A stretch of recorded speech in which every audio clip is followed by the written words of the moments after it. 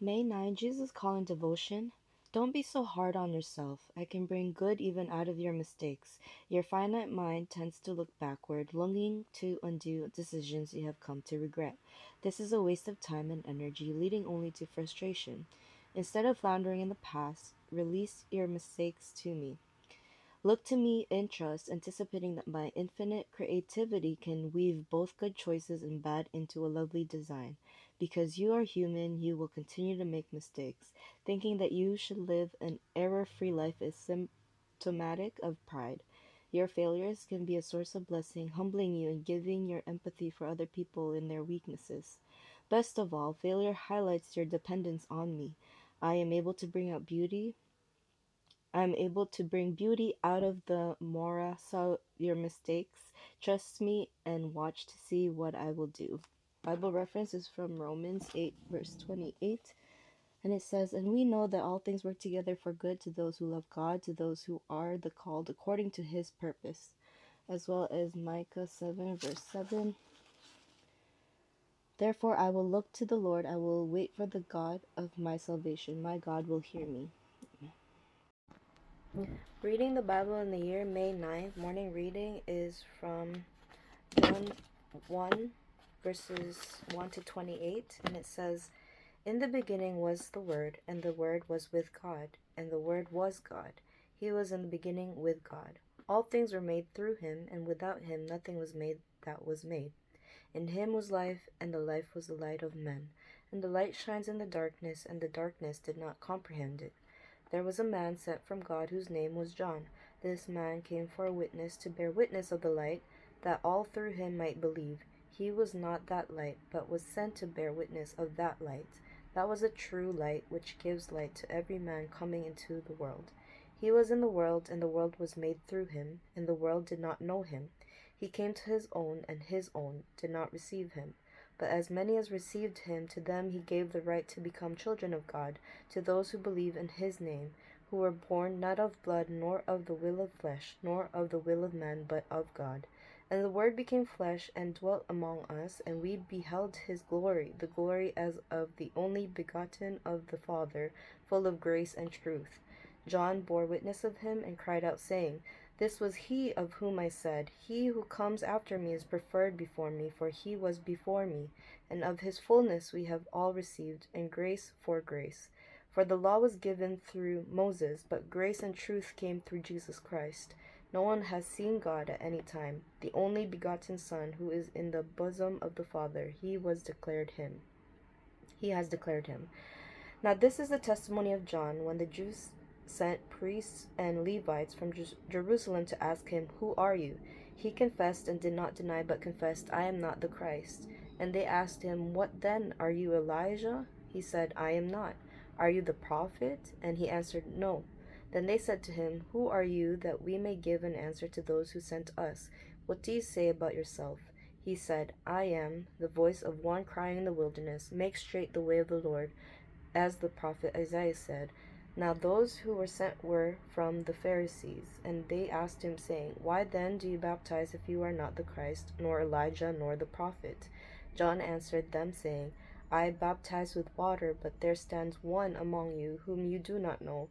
It is he who coming after me is preferred before me, whose sandal strap I am not worthy to loose.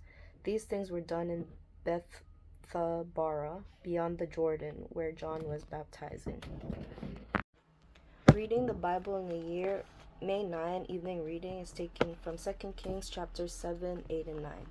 Then Elisha said, Hear the word of the Lord, thus says the Lord. Tomorrow about this time a seah of fine flour shall be sold for a shekel, and 2 seahs of barley for a shekel at the gate of Samaria. So an officer on whose hand the king leaned answered the man of God and said, Look, if the Lord would make windows in heaven, could this thing be? And he said, In fact, you shall see it with your eyes, but you shall not eat of it. Now there were 4 leprous men at the entrance of the gate, and they said to one another, Why are we sitting here until we die? If we say we will enter the city, the famine is in the city, and we shall die there. And if we sit here, we die also. Now therefore, come, let us surrender to the army of the Syrians. If they keep us alive, we shall live, and if they kill us, we shall only die. And they rose at twilight to go to the camp of the Syrians. And when they had come to the outskirts of the Syrian camp, to their surprise, no one was there.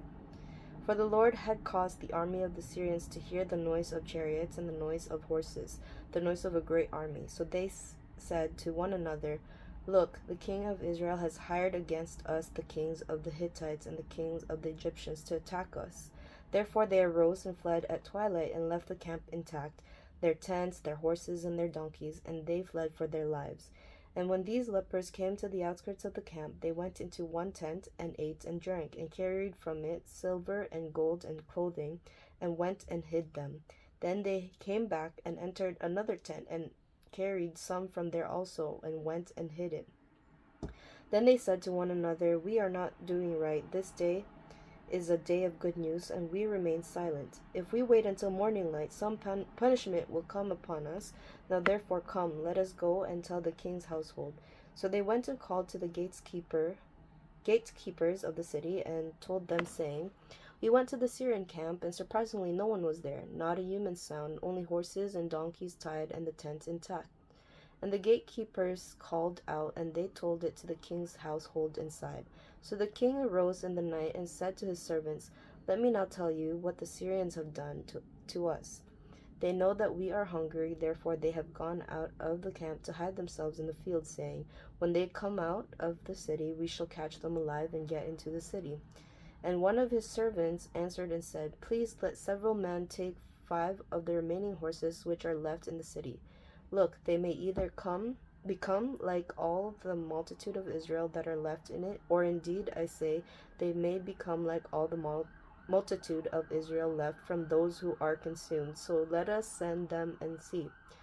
Therefore they took 2 chariots with horses, and the king sent them in the direction of the Syrian army, saying, Go and see. And they went after them to the Jordan, and indeed all the road was full of garments and weapons which the Syrians had thrown away in their haste. So the messengers returned and told the king. Then the people went out and plundered the tents of the Syrians. So a seah of fine flour was sold for a shekel, and 2 seahs of barley for a shekel, according to the word of the Lord. Now the king had appointed the officer on whose hand he leaned to have charge of the gate. But the people trampled him in the gate, and he died just as the man of God had said, who spoke when the king came down to him. So it happened just as the man of God had spoken to the king, saying, 2 seahs of barley for a shekel, and a seah of fine flour for a shekel shall be sold tomorrow, about this time in the gate of Samaria. Then that officer had answered the man of God and said, Now look, if the Lord would make windows in heaven, could such a thing be? And he had said, In fact, you shall see it with your eyes, but you shall not eat of it. And so it happened to him, for the people trampled him in the gate, and he died. Chapter 8. Then Elisha spoke to the woman whose son he had restored to life, saying, Arise and go, you and your household, and stay wherever you can, for the Lord has called for a famine, and furthermore it will come upon the land for 7 years. So the woman arose and did according to the saying of the man of God, and she went with her household and dwelt in the land of the Philistines 7 years. Came to pass at the end of 7 years that the woman returned from the land of the Philistines, and she went to make an appeal to the king for her house and for her land.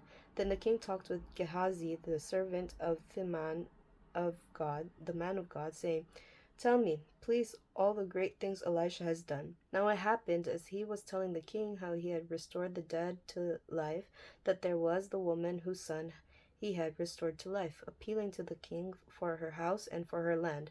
And Gehazi said, My lord, O king, this is the woman, and this is her son, whom Elisha restored to life. And when the king asked the woman, she told him. So the king appointed a certain officer for her, saying, Restore all that was hers, and all the proceeds of the field from the day that she left the land until now. Then Elisha went to Damascus, and Benhadad, king of Syria, was sick. And it was told him, saying, The man of God has come here. And the king said to Hazael, Take a present in your hand, and go to meet the man of God, and inquire of the Lord by him, saying, Shall I recover from this disease? So Hazael went to meet him, and took a present with him of every good thing of Damascus, 40 camel loads, and he came and stood before him, and said, Your son Ben-Hadad, king of Syria, has sent me to you, saying, Shall I recover from this disease? And Elisha said to him, Go say to him, You shall certainly recover. However, the Lord has shown me that he will really die. Then he set his countenance in a stare until he was ashamed, and the man of God wept. And Hazael said, Why is my Lord weeping? He answered, Because I know the evil that you will do to the children of Israel. Their strongholds you will set on fire, and their young men you will kill with the sword, and you will dash their children and rip open their women with child. So Hazael said, But what is your servant, a dog, that he should do this gross thing? And Elisha answered, The Lord has shown me that you will become king over Syria. Then he departed from Elisha and came to his master, who said to him, What did Elisha say to you? And he answered, He told me you would surely recover.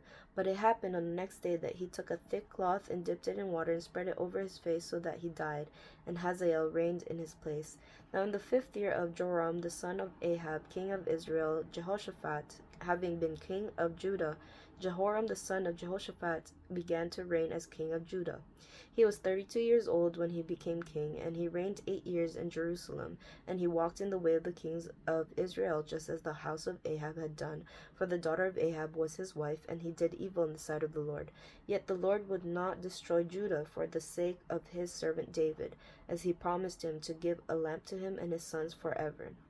In his days, Edom revolted against Judah's authority and made a king over themselves. So Joram went to Zair, and all his chariots with him. Then he rose by night and attacked the Edomites who had surrounded him and the captains of the chariots, and the troops fled to their tents. Thus Edom has been in revolt against Judah's authority to this day, and Libnah revolted at that time. Now the rest of the acts of Joram and all that he did, are they not written in the book of the Chronicles of the kings of Judah? So Joram rested with his fathers, and was buried with his fathers in the city of David. Then Ahaziah his son reigned in his place. In the 12th year of Joram the son of Ahab, king of Israel, Ahaziah the son of Jehoram, king of Judah, began to reign. Ahaziah was 22 years old when he became king, and he reigned 1 year in Jerusalem. His mother's name was Athaliah, the granddaughter of Omri, king of Israel. And he walked in the way of the house of Ahab, and did evil in the sight of the Lord, like the house of Ahab, for he was the son-in-law of the house of Ahab. Now he went with Joram the son of Ahab to war against Hazael, king of Syria, at Ramoth Gilead, and the Syrians wounded Joram. Then King Joram went back to Jezreel to recover from the wounds which the Syrians had inflicted on him at Ramah, when he fought against Hazael, king of Syria. And Ahaziah the son of Jehoram, king of Judah, went down to see Joram the son of Ahab in Jezreel, because he was sick. Chapter 9.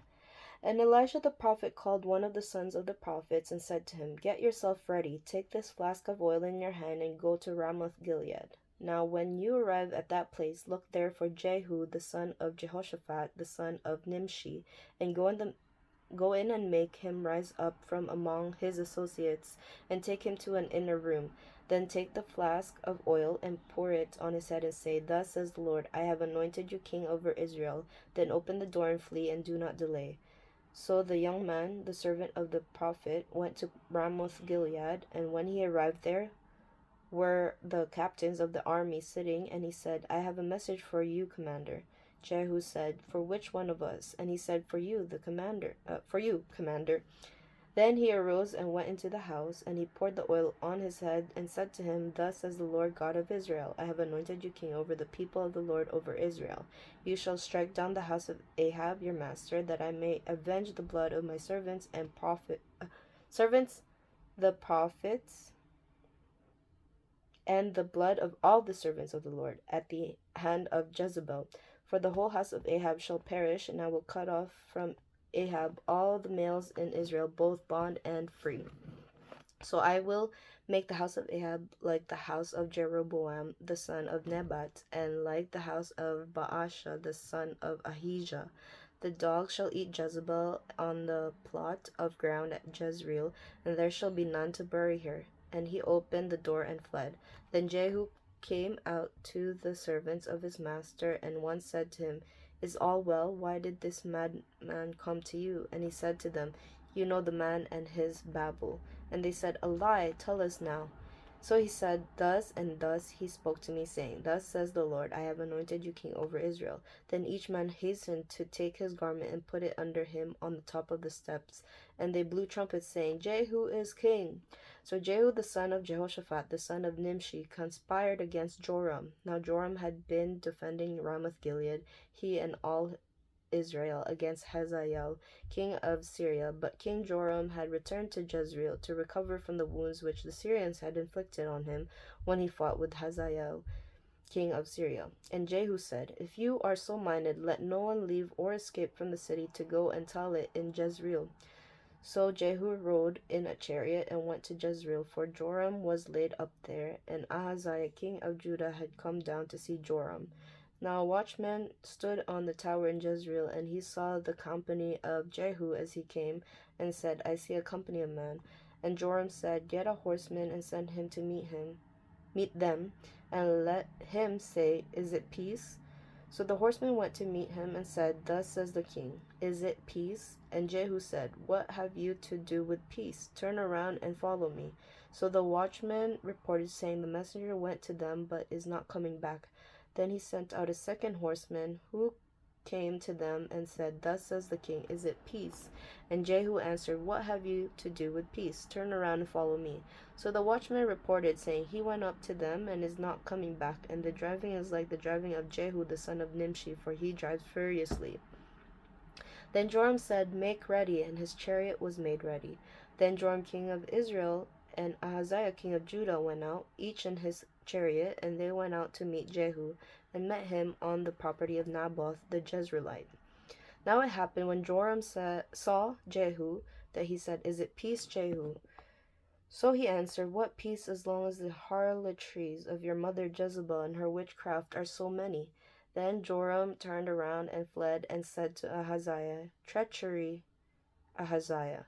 Now Jehu drew his bow with full strength, and shot Jehoram between his arms, and the arrow came out at his heart, and he sank down in his chariot. Then Jehu said to Bidkar his captain, Pick him up and throw him into the tract of the field of Naboth the Jezreelite. For remember, when you and I were riding together behind Ahab his father, that the Lord laid this burden upon him. Surely I saw yesterday the blood of Naboth and the blood of his sons, says the Lord, and I will repay you in this plot, says the Lord. Now therefore take and throw him on the plot of the ground, according to the word of the Lord. But when Ahaziah king of Judah saw this, he fled by the road of Beth Hagan. So Jehu pursued him, and said, Shoot him also in the chariot. And they shot him at the ascent of Gur, which is by Ibleam. Then he fled to Megiddo, and died there. And his servants carried him in the chariot to Jerusalem, and buried him in his tomb with his fathers in the city of David. In the 11th year of Joram the son of Ahab, Ahaziah had become king over Judah. Now when Jehu had come to Jezreel, Jezebel heard of it, and she put paint on her eyes, and adorned her head, and looked through a window. Then, as Jehu entered at the gate, she said, Is it peace, Zimri, murderer of your master? And he looked up at the window and said, Who is on my side? Who? So 2 or 3 eunuchs looked out at him. Then he said, Throw her down. So they threw her down, and some of her blood splattered on the wall and on the horses, and he trampled her underfoot. And when he had gone, he ate and drank. Then he said, Go now, see this accursed woman, and bury her, for she was a king's daughter. So they went to bury her, but they found no more of her than the skull and the feet and the palms of her hands. Therefore they came back and told him, and he said, This is the word of the Lord, which he spoke by his servant Elijah the Tishbite, saying, On the plot of ground at Jezreel dogs shall eat the flesh of Jezebel, and the corpse of Jezebel shall be as refuse on the surface of the field in the plot at Jezreel, so that they shall not say, Here lies Jezebel.